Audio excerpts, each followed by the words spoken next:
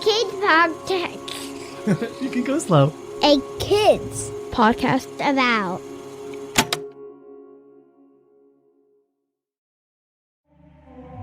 Hi, this is Matthew, and I'm head of podcasts at a kids company about.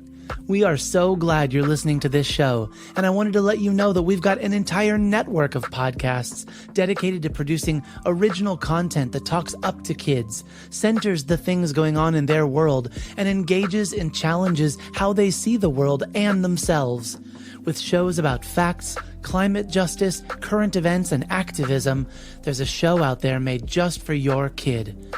Check out the A Kids Podcast About channel on Apple Podcasts or wherever podcasts are found, or visit akidsco.com.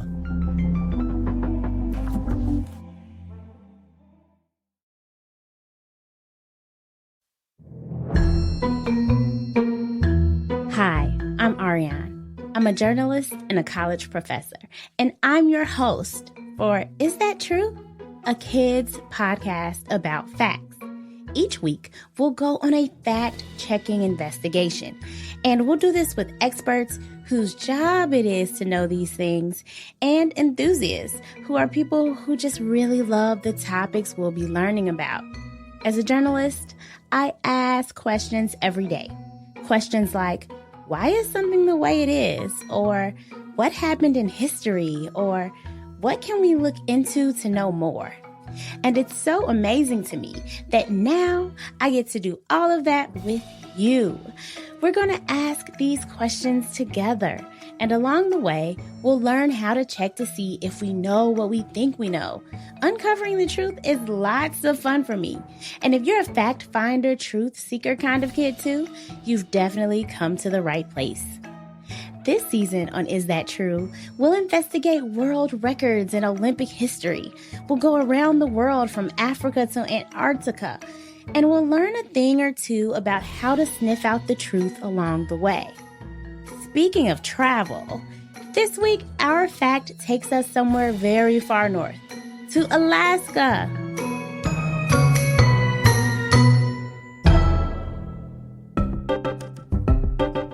Hi, my name is Kaya.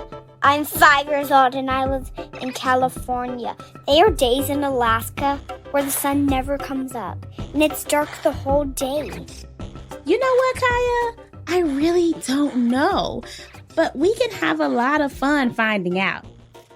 But first, let's talk a little bit about Alaska. Alaska is part of the United States. And when we're looking at its size, it's the largest of all the 50 states. That's important to note because something happening in one part of Alaska could be totally different in another part. Compared to the other states, Alaska is really far north and is the most northern state in the U.S. But funny enough, it's also the most western state and the most eastern. It's really that big. My second favorite thing about Alaska is the flag. It has a pattern of stars called the Big Dipper on it, plus the North Star, which is very cool because it stays put while the other stars move around it, so it can help us tell direction.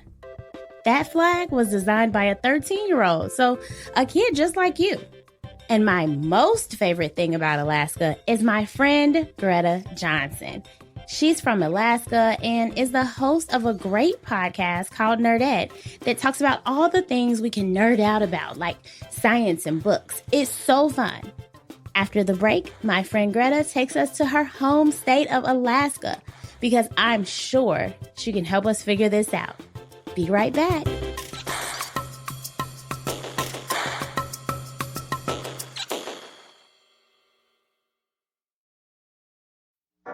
A Kids Class About is an all-new streaming platform we've created for tweens and teens.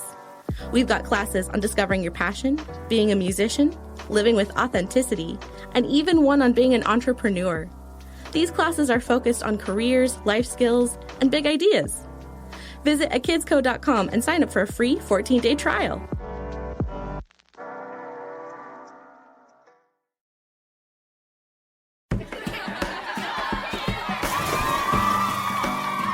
friends, hello, my name is Ben Tartine, and I am the head camp counselor at Camp Adventure, a summer camp podcast. Camp Adventure is a first-of-its-kind summer camp that you can listen to anywhere, like in the car, under your blanket fort, while you're going for a walk, everywhere. And it's a podcast for everyone. I tell stories about growing up, exploring my backyard, building castles out of chocolate, all kinds of stuff. There's sing-alongs led by the fabulous Hannah Glaver. We host a weekly challenge that you and your friends, neighbors, and grown-ups can all do together. There are games and scavenger hunts and jokes, birdsong calls, learning words in another language together, and just so much great stuff for every single kid out there. I think you're going to enjoy it. New episodes release every Saturday throughout the summer, and you can listen to them anytime, anywhere, and in any order. So go wild. Listen to Camp Adventure wherever podcasts are found. Adventure, we venture together with courage. We learn and grow strong. We learn from each other. So let's discover and uncover great adventures bright and new.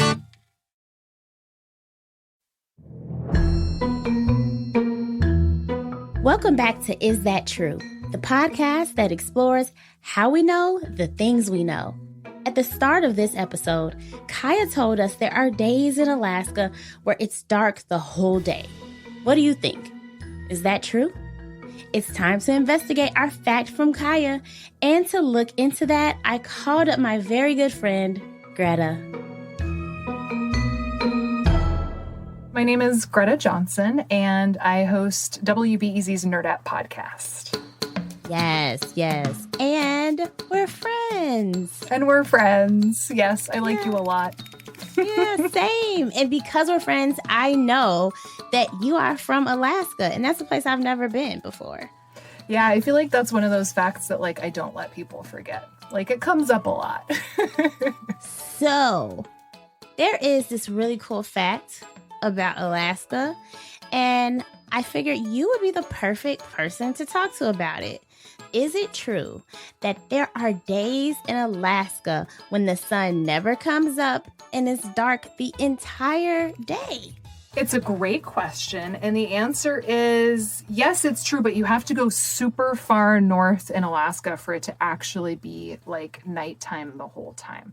So where I grew up in Fairbanks, Alaska, it's kind of in the middle of the state. It's a couple 100 miles south of the Arctic Circle. It gets really dramatic. It's super light all summer and super dark all winter, but you do still have some daylight during the winter. It doesn't really get dark enough to be nighttime in the summer, though. It's pretty crazy. Wow. So yes, it is true.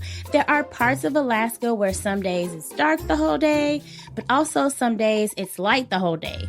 But understanding when the days are all dark or all light is sort of complicated. That means it's not easy to understand. So the way it works, it's kind of complicated, actually. So in June 21st is solstice, summer solstice, and that's the brightest day of the year. So at least in my hometown, on solstice, there's usually about 2.5 hours where the sun isn't in the sky. And so then 21.5 hours of daylight. And then after solstice, the amount of sunlight decreases every day. So the sun starts rising later and later in the morning and setting earlier and earlier until winter solstice. Well, until equinox, which is September 21st. And then it's 12 hours of daylight and 12 hours of darkness.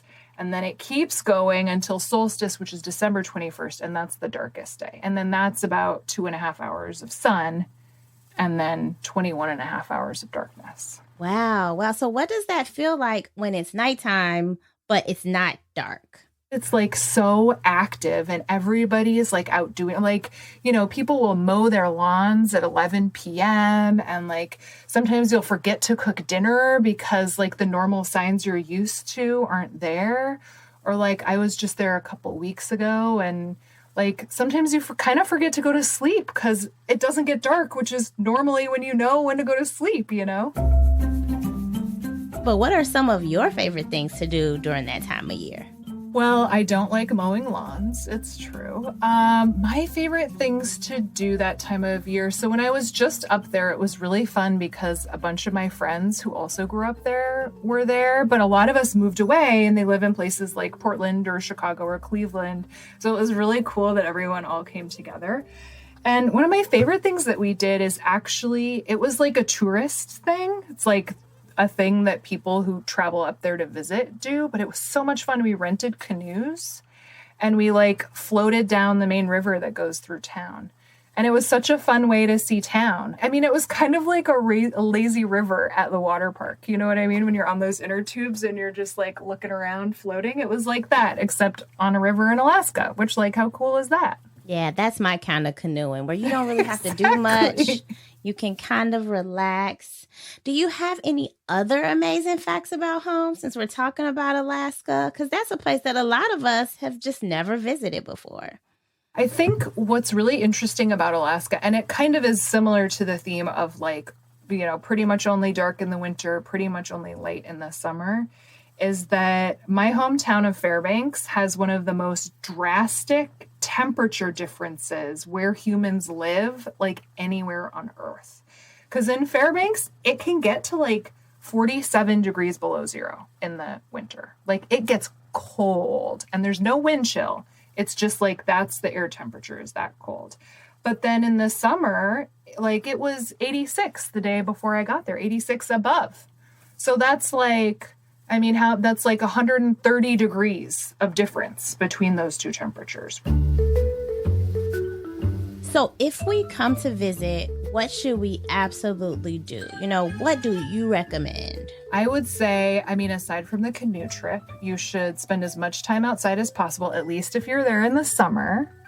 And I think you should eat as much salmon and blueberries as possible. And you should stay away from bears. Because bears are scary and dangerous. I mean, yeah, I mean, some bears are probably nice, but it's better to give them their space, right? Yeah, probably. That's probably smart. Yeah. Well, thank you so much, Greta. I really can't wait to hopefully visit Alaska with you one day. Yeah, we got to bring you up. It would be super fun. Yeah, we got to go when it's not quite negative 47 degrees. Yeah, we can work with that. And then we'll also make sure we stay away from bears. Perfect. And eat lots of salmon. Yes, it sounds like a plan. Yes. Thank you, Ariane. This was really fun. It was so fun. Thank you. Did we do it?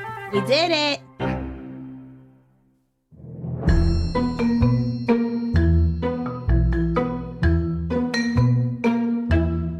So, is it true that there are days in Alaska where the sun never comes up and it's dark the whole day? Yes, it's true. It depends on the part of Alaska, but some places there have days when it's dark for all or almost all of the day. That's during one part of the year. And then during another part of the year, there are times when it's light outside almost the whole day. Could you imagine? I can't wait to visit Alaska and see it for myself. Thank you so much, Kaya, for helping us learn this fact. Thank you to my friend, Greta Johnson, host of WBEZ's Nerdette podcast, for being our expert today. You can listen to Nerdette with your grown-up at wbez.org/Nerdette. Is That True? Is written by me, Ariane Nettles. Our show is edited and produced by Ari Mathey with help from Matthew Winter. Audio production is by Chad Michael Snavely and the team at Sound On Studios. Our executive producer is Jelani Memory. And this show was brought to you by A Kids Podcast About. Do you have a fact you'd like us to investigate? Write to us at listen@akidspodcastabout.com and check out other podcasts made for kids just like you by visiting akidsbookabout.com.